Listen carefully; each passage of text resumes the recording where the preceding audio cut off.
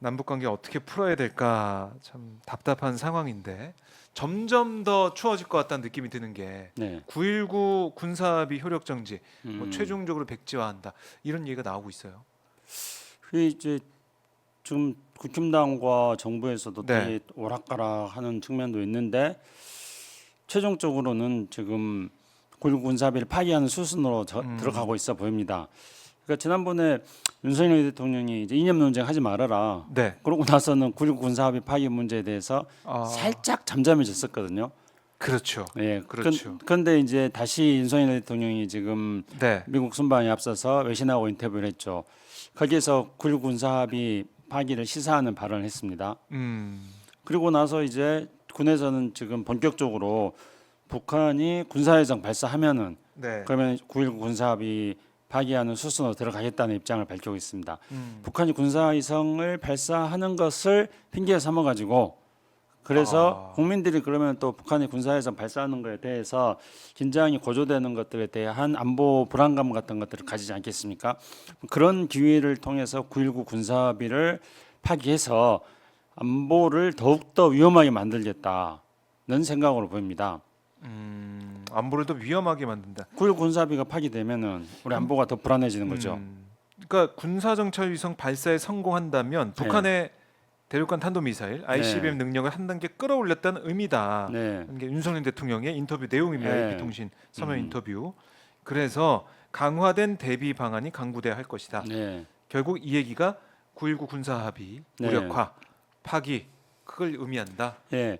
근데 그것도 네. 정교하게 따지면은 앞뒤가 잘 안 맞는 이야기입니다. 그래요? 왜냐하면은 북한이 군사위성 발사를 성공하면은 그게 윤석열 대통령은 ICBM 기술 능력의 향상이다 이렇게 얘기했는데요. 네네. 북한의 ICBM 기술 능력은 이미 고도화돼 있습니다. 그래서 지금 화성 17호, 화성 18호까지 발사를 해서 네. 북한의 ICBM은 이제 위성을 발사하는 것으로서 ICBM 기술을 테스트하는 단계는 이미 지났습니다. 무슨 말이냐면은 위성은 지금 현재 북한이나 우리가 그 쏘아 올리려고 하는 거는 700km 궤도에 올리는 그렇죠. 그 위성을 지금 쏘아 올리려고 하고 있거든요. 네.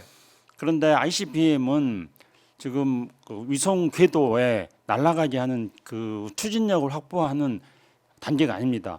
북한은 ICBM을 이미 고각 발사해가지고 그 궤도 위성 궤도가 700km를 한다면은 북한은 ICBM을 고각 발사해서 이미 네. 한 6,000km까지 공중으로 올리는 그런 로켓 엔진의 ICBM 로켓 엔진의 추진력을 이미 가지고 있습니다. 그래서 북한이 지금 ICBM에서 이제 한 단계 더 완성하려면은 기술을 업그레이드 시켜야 되는 거는 네. 공중으로 쏘아 올리는 능력이 아닙니다. 그거는 이제 재진입 기술 그렇죠. 그거 말하는 거죠? 이제 북한의 인공 그 미사일 문제가 워낙 오랫동안 이야기 됐기 때문에 이제 우리 청취자 여러분들도 당연히 재진입 기술을 북한이 얘기를 가져야 생각할 수 되는. 근데 이제 재진입 기술이 생각보다 네. 쉽지는 않습니다. 음. 왜냐하면은 이제 지상으로부터 약 100km까지가 대기권이지 않습니까? 네. 그러면 이게 이제 공중으로 날아갔다가 대기권 밖으로 날아가서 그래서 대기권 밖에 우주를 돌다가 이게 이제 뭐 5,000km를 가든 하여튼 6,000km를 가든 대기권을 돌다가 대기권 밖을 돌다가 다시 대기권 안으로 재진입해 돌아야 됩니다. 네. 이게 이제 대기권 재진입 기술입니다. 근데 재진입을 하려면 몇 가지 굉장히 어려운 기술적인 벽에 부딪힙니다. 대기권이라는 게 그냥 말랑말랑한 이 공기가 아니고요. 위에 어렵다. 올라갈수록 그 예. 성층권이 공기가 해박하긴 하지만 그러나 진공 상태인 우주에서 대기권으로 들어오려면은 이게 튕겨 나갑니다.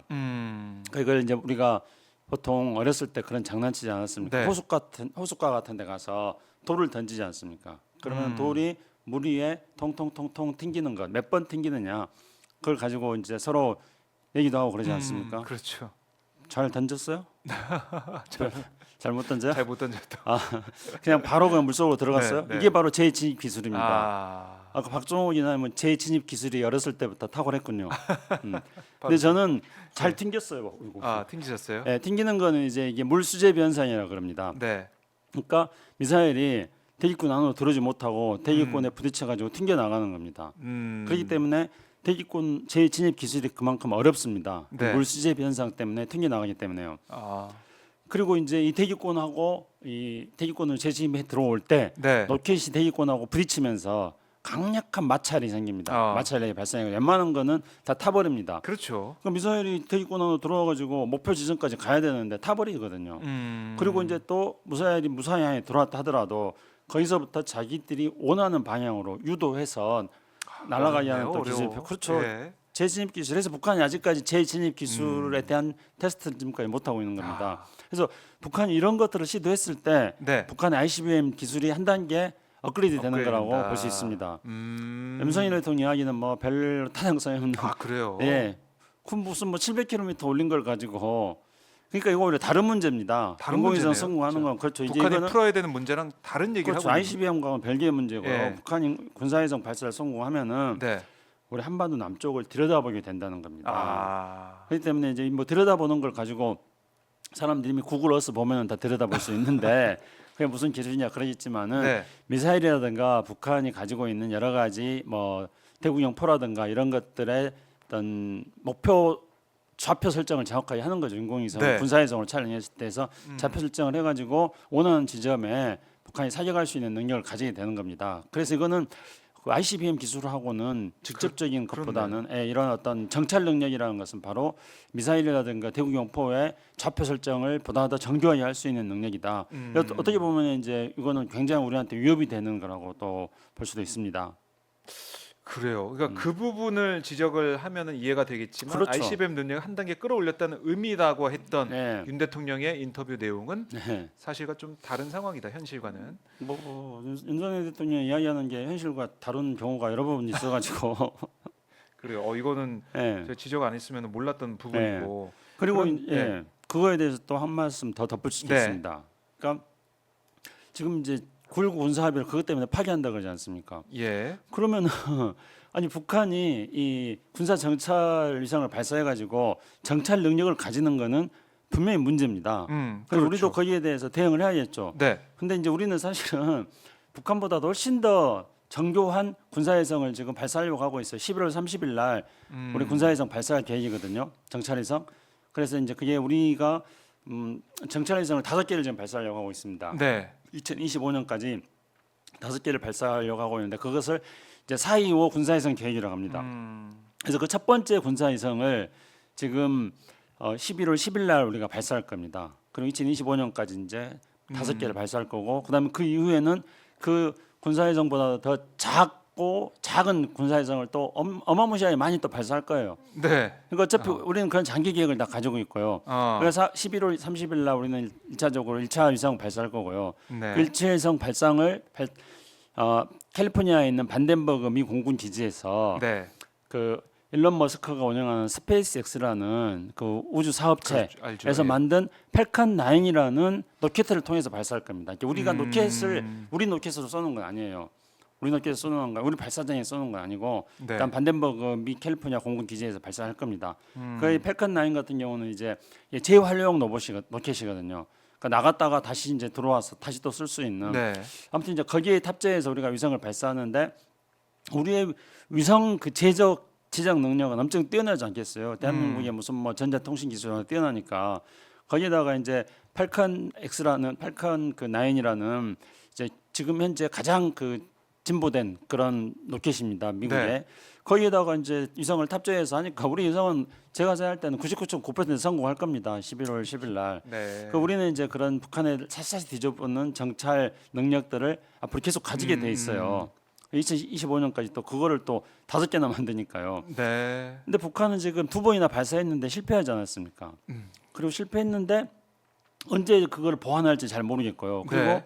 우리가 지금 우리 군사위성에서 써 올리면은 우리 군사위성에서 써 올리는 그 카메라의 정확도는 네. 30cm까지 식별할 수 있는 정교하게 게 돼 됩니다. 있군요. 예. 그러면 이제 미국의 U2라든가 우리가 이제 언론을 통해서 많이 봤던 U2 위성, 정찰 위성 이런 데서 촬영하는 거하고 그 같은 성능에 우리가 그런 어떤 아주 고성능 인공위성을 가지게 되거든요. 근데 북한은 그 정도 기술을 못 가지고 있다는 건 분명한 거고요. 그래요. 그래서 이제 남북한의 어떤 그 지금 이제 묘한 게 남북한이 지금 우주를 가지고 군사 정찰위성 그 군비 경쟁을 지금 하고 있는 겁니다. 우주로까지 이제 경쟁이 확대됐습니다. 그래요. 네. 시대가 됐다, 경쟁이 더 치열해지다 이런 말씀인데 네. 뭐 우리의 기술과 능력이 더 월등하다 이런 거잖아요. 물론이죠. 근데 군사 정찰 위성을 띄워서 정부의 설명은 이래요. 오늘 통일부 당국자도 어떤 얘기를 했냐면 9.19 군사합의는 우리 군의 대북 정찰 능력과 군사 훈련 등 방어 태세를 심각하게 제약한다. 네. 여러 문제점이 있다. 네. 그래서 이 군사합의 때문에 우리의 정찰 능력이나 네. 군사력에 좀 뭐 안 좋은 영향을 준다 뭐 이런 것 같아요. 계속 얘기하는 네. 게 정부는 네. 이게 일리가 있습니까? 어떻습니까? 근데 만약에 네, 그 9.19 군사 합의하고 북한이 군사 정찰위성 발사한 거하고 연관성이 있으면은 네, 그러면은 좀 더 생각해 볼 필요는 있다고 봅니다. 근데 9.19 군사 합의에서는 그 군사 분계선에서 네. 공중에서의 어떤 정찰 활동 금지를 이야기하고 있습니다. 음, 그러면은 우리가 훨씬 더 정교하잖아요. 네, 우리가 정교한 능력을 가지고 우리는 이제 그 정찰 활동을 하기 때문에 북한도 마찬가지로 정찰 활동 중지하고 그런데 우리는 또 미국의 유투기라든가 이런 데를 통해 가지고 우리는 또 그 북한에 대한 정보를 또 확보할 수 있고 그다음에 그밖에 이제 우리는 여러 가지 그 정찰 감시 자산들을 훨씬 더 많이 가지고 있습니다. 아. 그래서 그 정찰 활동을 중지할 경우에 북한이 손해가 훨씬 더 큰 거죠. 네. 북한은 할 게 별로 북한이. 없어요. 근데 우리는 정찰 능력이 워낙 뛰어나니까요.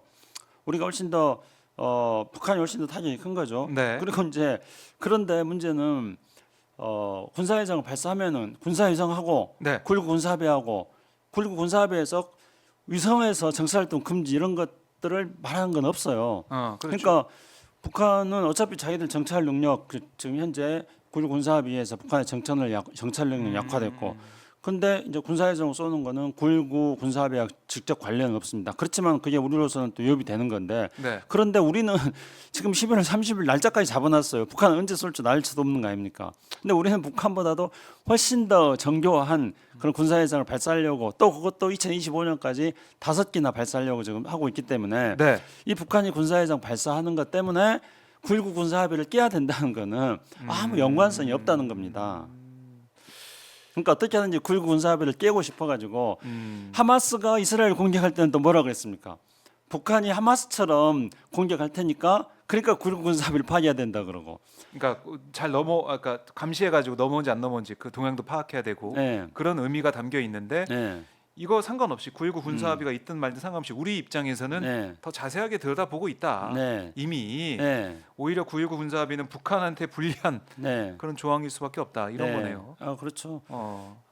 그리고 이제 어차피 네. 그러니까 북한의 어떤 정찰 능력을 훨씬 약화시키고 우리의 정찰 능력은 덜 약화되고 이런 어떤 네. 비대칭적 관계가 있는 것입니다. 그래서 우리 손해는 작고 북한의 손해는 크고 예. 이런 것인데요.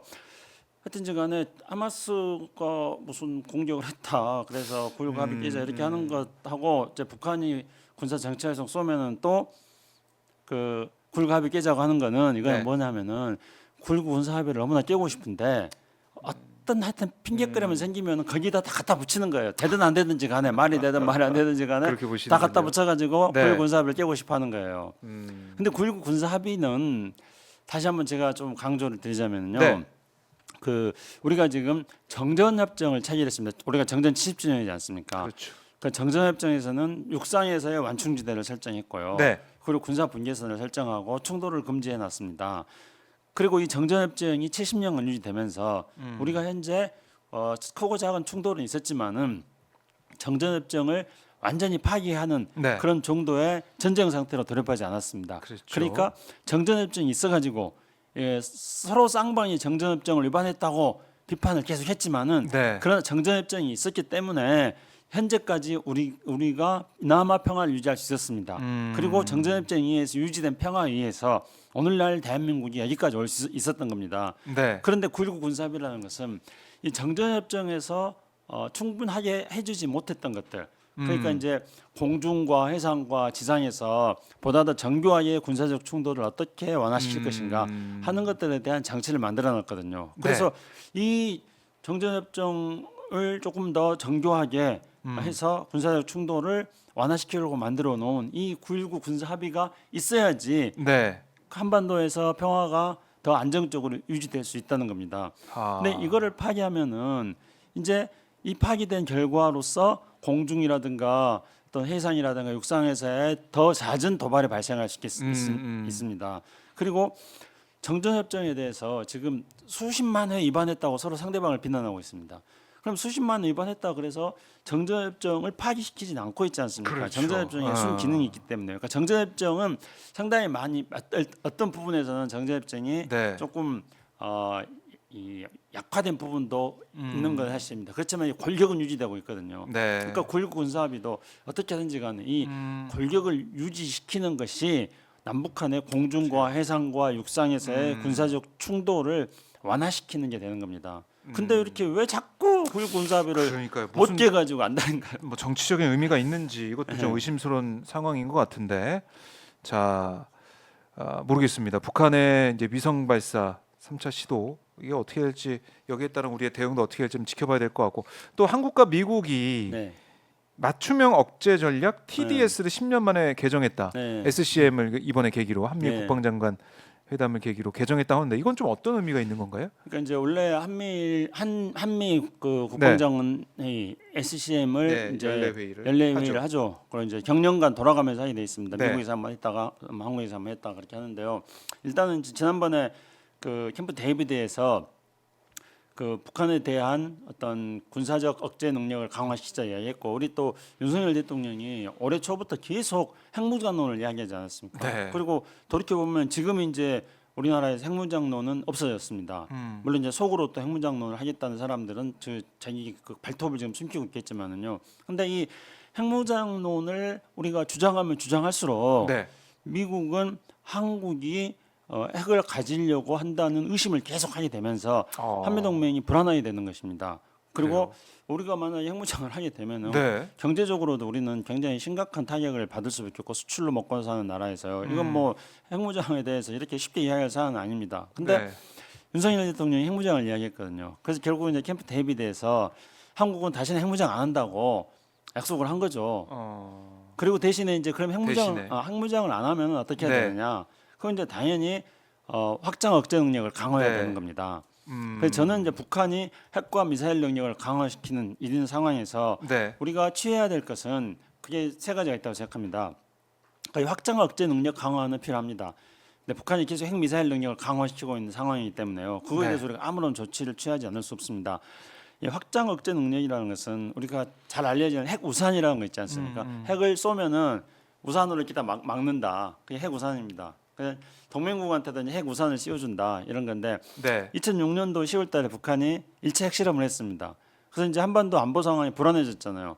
그래서 이제 한미간이 협의해가지고 핵 우산 플러스 확장 억제를 하겠다. 네. 그런 걸 그 용어를 사용합니다. 그러니까 확장 억제라는 거는 이게 미국이 제공하는 핵 우산 말고 이거를 좀 더 확장시키자는 거예요. 그래서 한국이 가지고 있는 재래식 군사력하고 미국의 핵 능력하고를 연결시켜가지고 네. 그래서 북한에 대한 억지 능력을 좀 더 확장한다.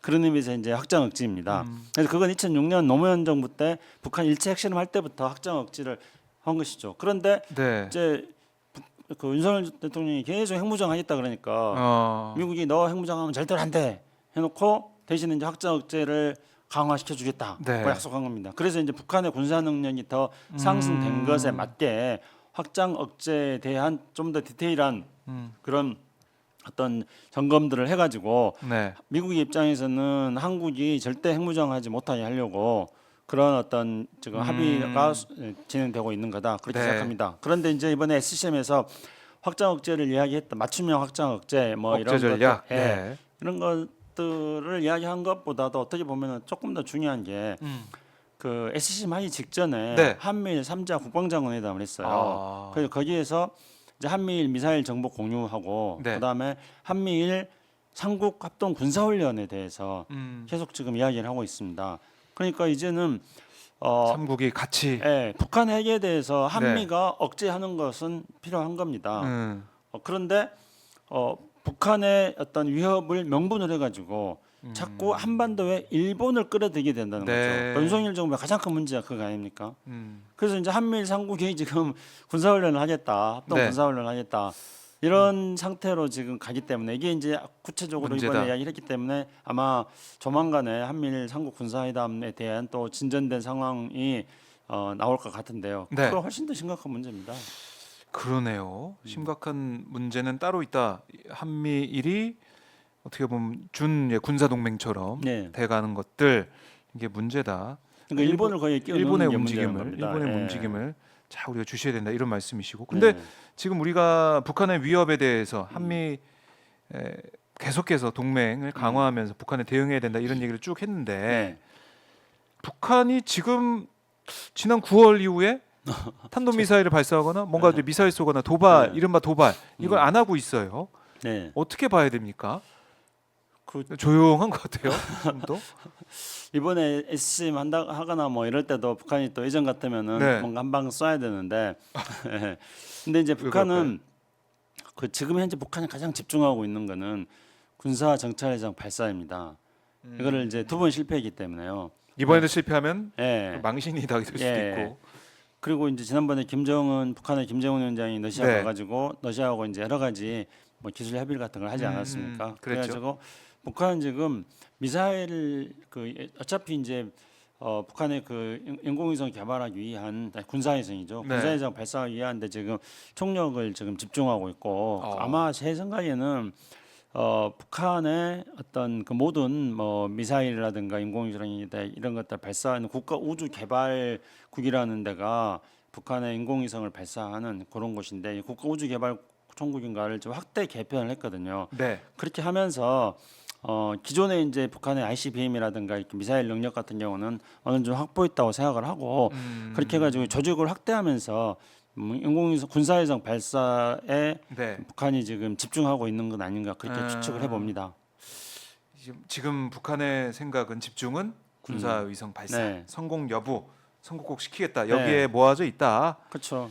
2번이나 실패했고 그것도 이제 김정은 위원장이 4월달, 5월달 2번이나 가서 네. 직접 그렇죠. 이른바 이제 이거 그 군사 무슨 위성 발사하는 조직도 만들고 직접 가서 이제 이른바 이제 김정은 위원장의 교시가 있었던 거 아닙니까? 네. 근데 교시가 있었던 걸 2번이나 실패했어요.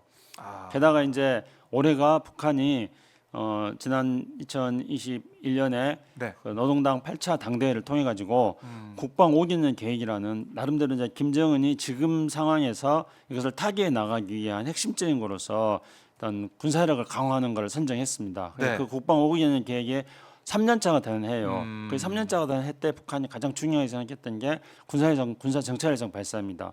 근데 이번에 그걸 실패하면은 국방 5개년 계획 그리고 김정은이 지금 하노이 회담 실패한 이후에 나름대로 정면 돌파하겠다 그래가지고 야심차게 추진하고 있는 것에 아주 심각한 차질을 빚기 때문에 그래서 이제 지금 군사위성 발사에 네. 북한은 전념을 하고 있을 것이다 그렇게 추정을 하고 합니다.